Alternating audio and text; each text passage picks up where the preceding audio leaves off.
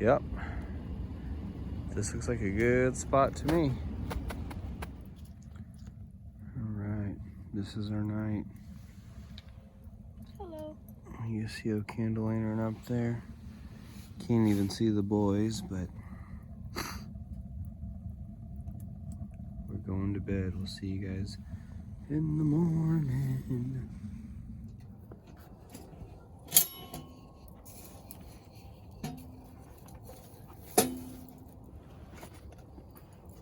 Good morning. We have our tent all picked up. We woke up really early. No video, of course, because cameras all died.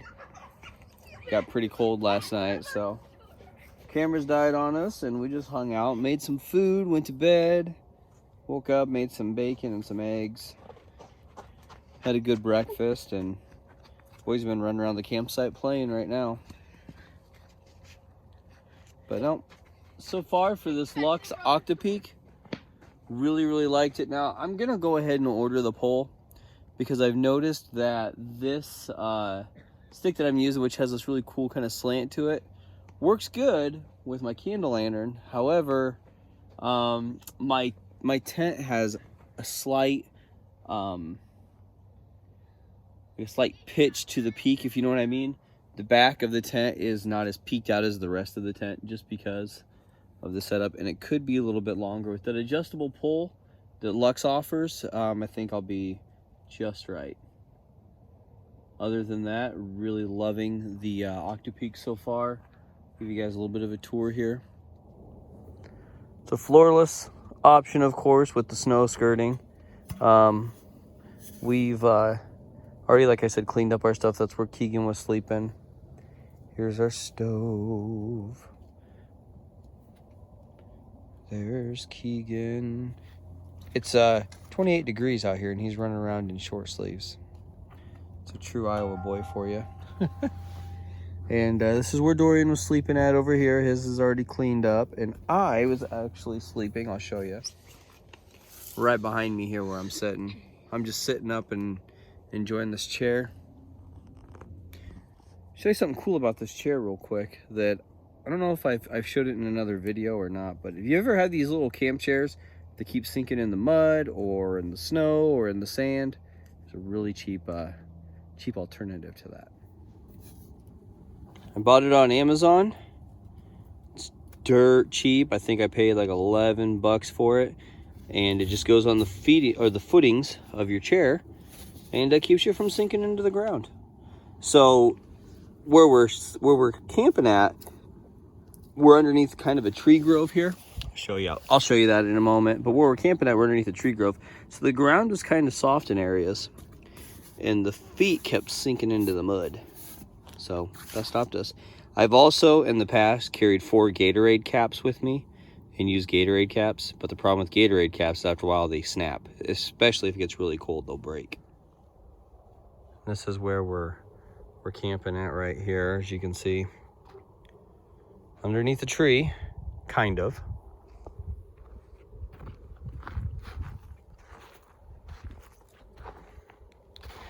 And you can see the Octopeak kind of has a bit of a flat spot right here. That was where my back was at. And that's because of the pitch of the pole that I'm using. But other than that, really loving this tent. This has probably become my favorite tent. I'm going down to the bridge that we've owned. Okay, honey.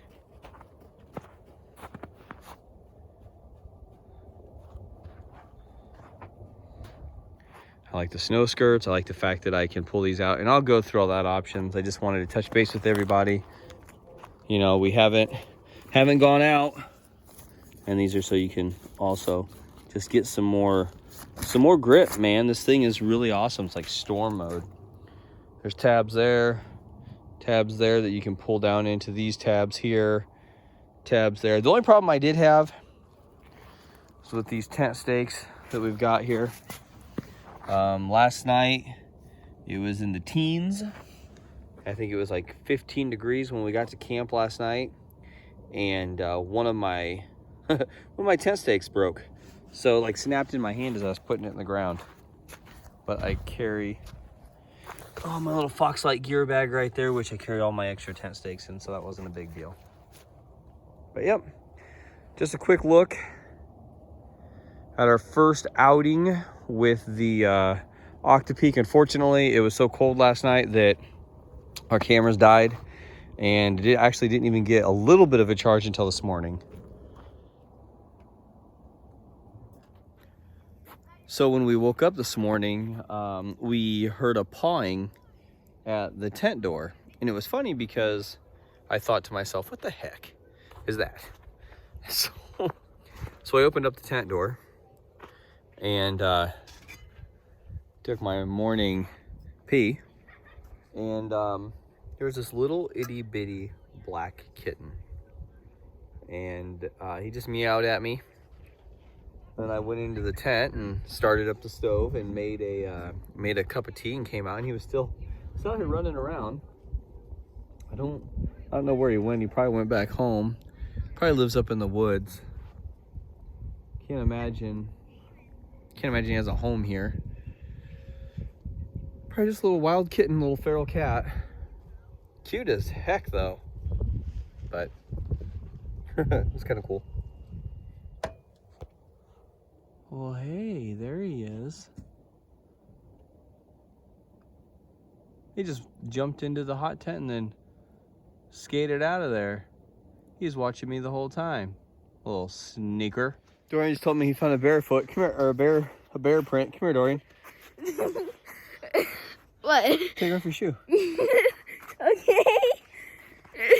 What? Stick your foot in there. Which one? Stick any of them. It's your footprint, dude. It's not. That's not. Tell your mom what you did. Tell your mom you were taking your shoes off, sticking them in the snow. I didn't. That's a random person. Just out of nowhere, just a barefoot. I can see your little toes. Look how short your toes are. Look how little your toes are. She's so mean. Look how little your toes are.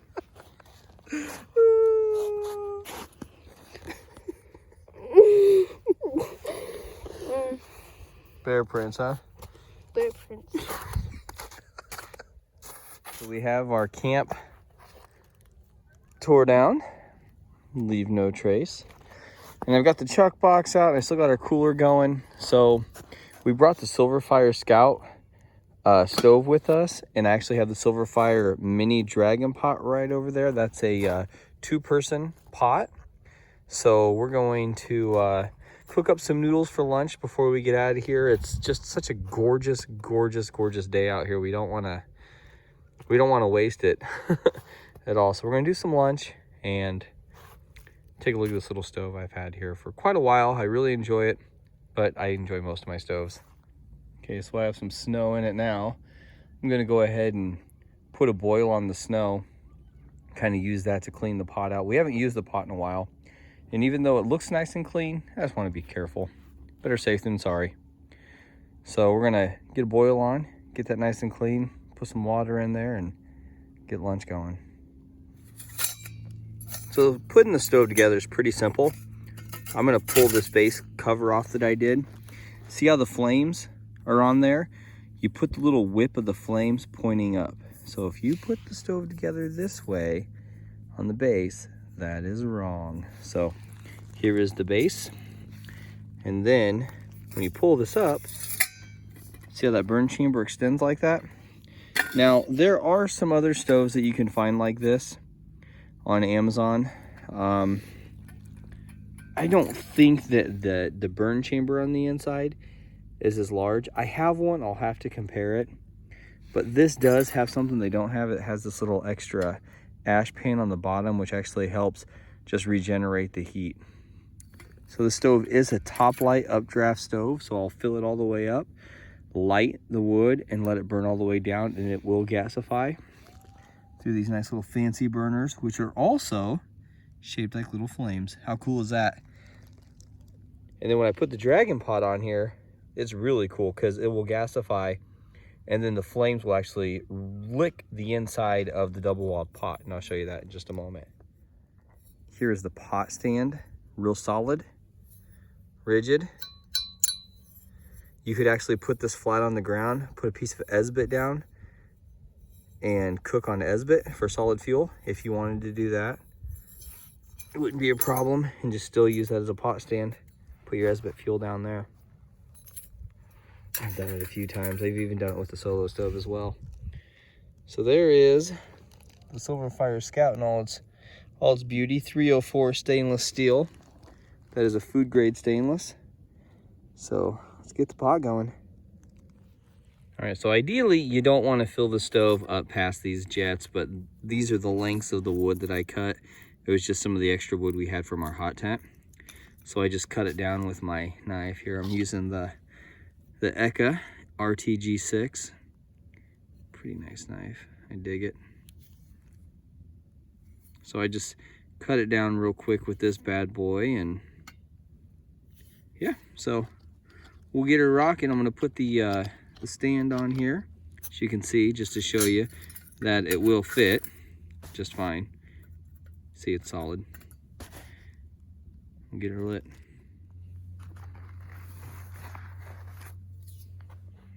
I like to set them up here on the edge,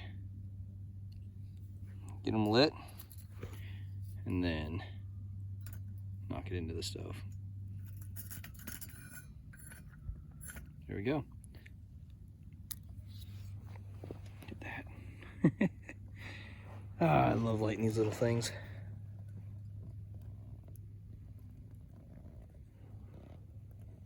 Okay, so I literally just walked away from here to go get the dragon pot here and lid so I could show it to you. And the flames are already all around the inside. It is already cooking, ready to go. So let me show you a cool thing about this dragon pot. Check that out, it's double walled.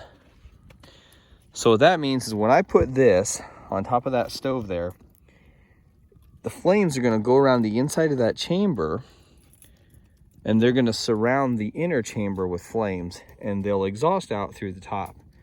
It's like gasification throughout the pot. It's really cool. So check this out. Ready?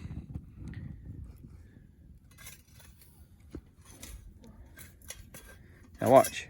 When I lift it up, flames are still just going super strong. Wow. Isn't that awesome? I'll lift this up and drop some more snow inside of here. There we go. Show you how good the stove's still doing. Look at that. Amazing.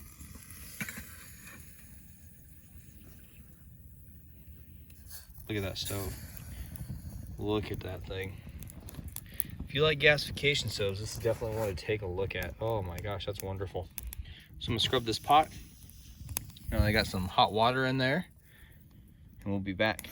So I'm sitting here feeding the stove, and I'll tell you something. I think I really need to kind of evaluate the stove some more, because the stove is actually pretty fantastic. As I'm feeding it, I'm really starting to think that this stove gasifies way faster than my solo stoves, either one of them. I mean, let me show you. Look at this thing. It is a beast. And I just don't think I've really given this stove the credit that it really deserves. So I'm gonna do some more digging into this SilverFire Scout stove. I've had it for quite some time, and it seems like the more experience I have with stoves, this one is absolutely kind of putting me in awe right now. So if you haven't checked out the SilverFire Scout stove, this isn't a sponsored video or anything like that. Go check it out. I'm just keeping it real with you guys.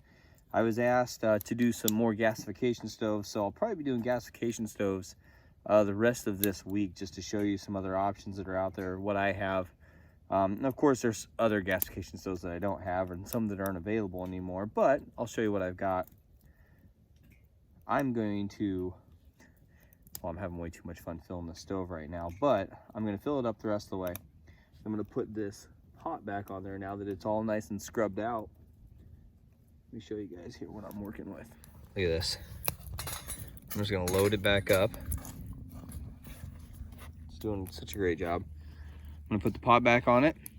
Dorian, will you hand me the pot, honey? Yep. I'm gonna put the pot back on it, and we're gonna get our lunch rocket and rolling. Do you see that?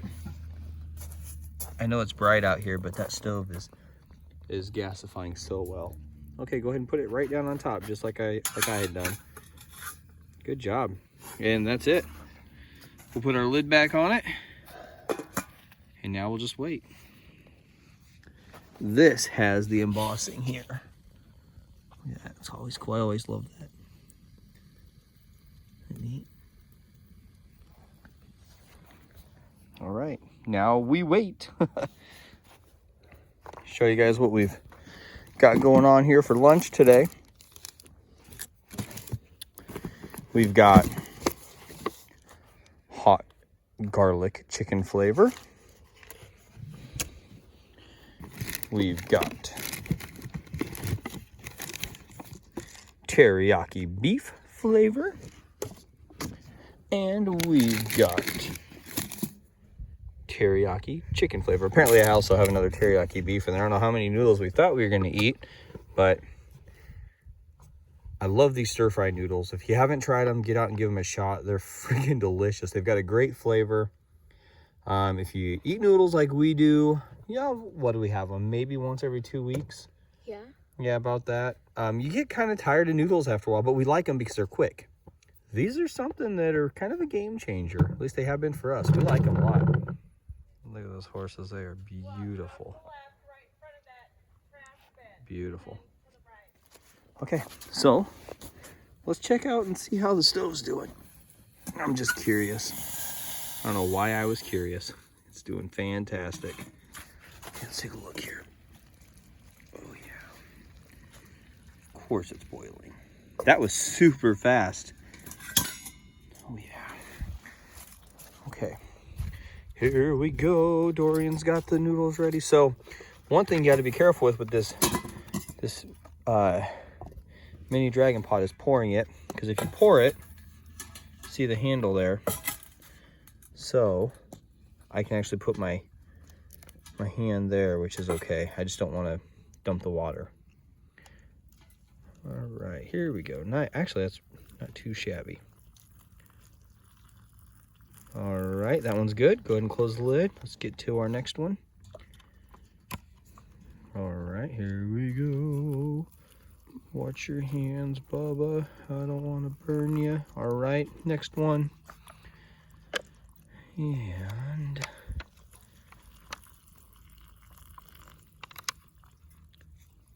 here we go. Perfect. Perfect, perfect. Got plenty of water left over for maybe a cup of tea, huh? Figure I might as well have some tea. So I've got some samplings of tea. And this morning I had Earl Grey and Irish breakfast tea. Yesterday I had this Lady Grey, which is actually really delicious. So I'm gonna have another cup of Lady Grey. It's tasty. Here's that cat again. Look at him, he's meowing. What did you say? Did you say we love that cat so much now? So Dorian is my lover. He loves all animals. So he's got attached to that cat, even though he's never even touched it. It's on our cat already.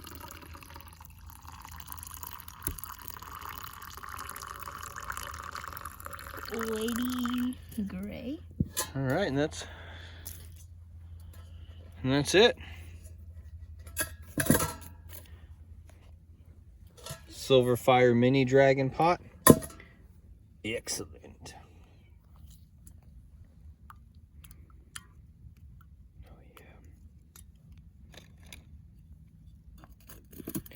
So we're all about the double-walledness today, I guess. We got the double-walled pot, the double-walled cup, and got the gasification stove over there cooling down.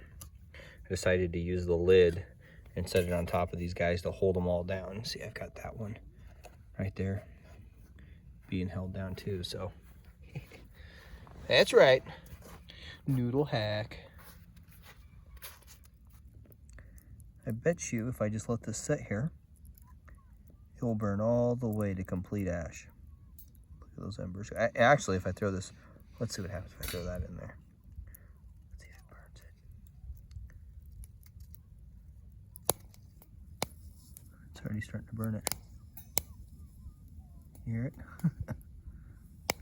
Cool. All right, so the pasta's done. And if you're wondering where Keegan is, he's in the truck keeping warm because he was down at the creek and he slipped. And well, now he doesn't have any pants on. So Keegan is in the truck and Dorian's gonna go take his pasta over to him. Go ahead, buddy. We'll just have Keegan roll down the window. We don't need to be seeing any business. Go ahead and roll down the window. Get service. Hello there. How you doing? Good, I guess. Bloody. All right, well there's You your have noodles. chopsticks? We gonna do a first bite rule or what? Yeah. I had some chopsticks, I just don't have any right now to give you. Yeah, what do you think of that? It's good flavor, isn't it? Okay, Dorian, let's go try ours. Okay, so here we go. I got mine, you got yours? Mm-hmm. Cheers. Cheers to the noodles. Mine is a spicy hot garlic and chicken flavor. So ready? 3, 2, 1, first bite, go. Mm-hmm. Ooh. Oh, mine's spicy. Mm-hmm. Ooh, it's a 2 out of 3. This is hotter than the sweet chili one. You wanna try it? Yeah. Got it?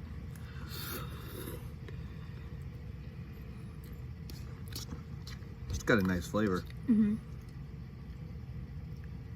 All right, we're gonna eat this and then we're gonna get out of here. So thank you guys so much for coming along and just hanging out with us. I've got the truck running, so I don't wanna be here eating these noodles forever. So we will see you guys in our next video. Take care. Bye. Bye-bye.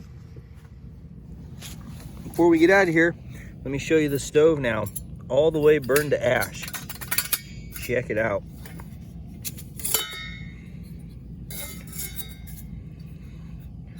That's it. Completely gone. That was even that one stick that I just dropped in there. Isn't that awesome? All right, cover that up. It's called a complete burn. Super cool. Drop the stove in there. Put the lid on upside down. Spring loaded. Carry handle. Ready to rock and roll.